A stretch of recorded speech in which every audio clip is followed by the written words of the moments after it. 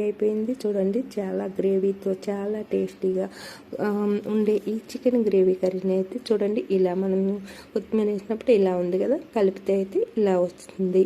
మరి చాలా టేస్టీగా పర్ఫెక్ట్గా ఉడికిన ఈ చికెన్ గ్రేవీ కర్రీ రైస్లోకి, ఇంకా చపాతి, పూరి దేంట్లోకైనా కూడా చాలా బాగుంటుంది. గ్రేవీతో, చక్కని రుచితో, చక్కని కలర్తో మరి టేస్టీగా ఉండే ఈ చికెన్ గ్రేవీ కర్రీని కూడా మీరు ఒక్కసారి ట్రై చేసి చికెన్ గ్రేవీ కర్రీకి కావలసినవి చూసేద్దాం. ముందుగా 1/2 kg చికెన్ శుభ్రం చేసి ఇలా గిన్నెలోకి తీసుకోవాలి. 1 స్పూన్ కారము, 1/2 స్పూన్ పసుపు, 1 spoon salt, 1/2 spoon garam masala, 2 table స్పూన్లు నూనె వేసి బాగా ముక్కలకి పట్టేటట్టు బాగా కలుపుకుని మూత పెట్టి ఒక అరగంట పక్కన పెట్టేసుకుందాము. ఈ లోపల మనము 2 ఉల్లిపాయలని పేస్ట్ పట్టుకుందాము. ఇలా ఉల్లిపాయలని పేస్ట్ పట్టడం వల్ల మనకి ఈ కర్రీకి గ్రేవీ అనేది వస్తుంది.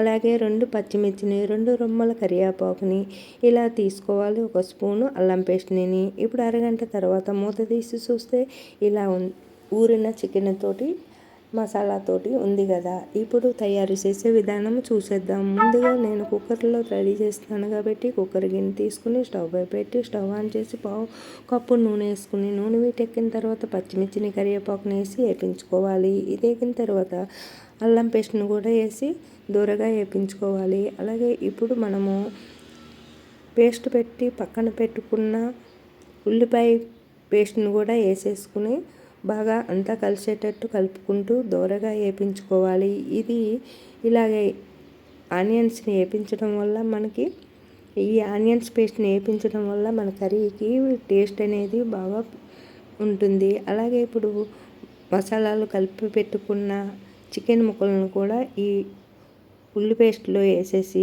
అంతా కలిసేటట్టు కలుపుకుని బాగా వేపించుకోవాలి. ఇదంతా బాగా కలిసేటట్టు కలుపుకుని దూరగా వేపించుకోవాలి. ఇదంతా చికెన్ని మనము ఇలాగా వేపడం వల్ల, అలాగే ఉల్లిపాయ పేస్ట్ని కూడా మనము బాగా వేపించుకున్నాము కదా, ఇలాగా ఉల్లిపాయ పేస్ట్ని అలాగే చికెన్తో పాటు మళ్ళీ ఉల్లిపాయ పేస్ట్ని కూడా బాగా వేపించుకోవాలి. ఇలా వేపడం వల్ల మనకి ఈ చికెన్ కర్రీకి టేస్ట్ బాగా పెరుగుతుంది. అంతేకాదు ఈ కర్రీ అనేది గ్రేవీతోటి చాలా బాగుంటుంది. మరి ఎప్పుడు ఒకేలా కాకుండా ఒక్కొక్కసారి ఒక్కొక్క స్టైల్లో చేస్తే మనము చికెన్ ఎప్పుడు ఓ టేస్ట్ కాకుండా డిఫరెన్స్గా ఉంటుంది. అంతేకాదు ఈ కర్రీ గ్రేవీతో చాలా టేస్టీగా రైస్, పూరి, చపాతీలు దేంట్లోకైనా కూడా చాలా బాగుంటుంది. ఇలా అంతా బాగా కలిసేటట్టు బాగా కలుపుకుంటూ ఫ్రై చేసుకున్న తర్వాత ఇప్పుడు దీంట్లోకి సరిపడా వాటర్ వేసుకోవాలి. గ్రేవీ కావాలి కాబట్టి ఒక అర గ్లాసు వాటర్ వేసుకుని ఇప్పుడు అంతా కలిసేటట్టు బాగా కలుపుకుని మూత పెట్టి విజిల్ పెట్టి ఒక 3 విజిల్స్ వచ్చేటంత వరకు ఉంచాలి.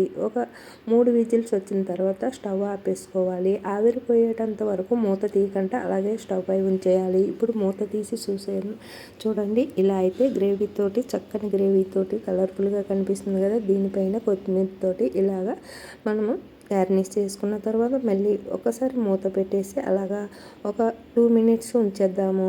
మనకి ఆ వేడికి అనేది ఈ కొత్తిమీర అనేది దీంట్లోకి మ్యాచ్ అయిపోతుంది. ఒక 2 మినిట్స్ తర్వాత మూత తీసి చూస్తే చూడండి, కలర్ఫుల్గా గ్రేవీతోటి చాలా బాగుంది కదా. ఇప్పుడు మీకు కలిపి కూడా చూపిస్తాను. గ్రేవీతోటి చక్కగా కుదిరింది కదా.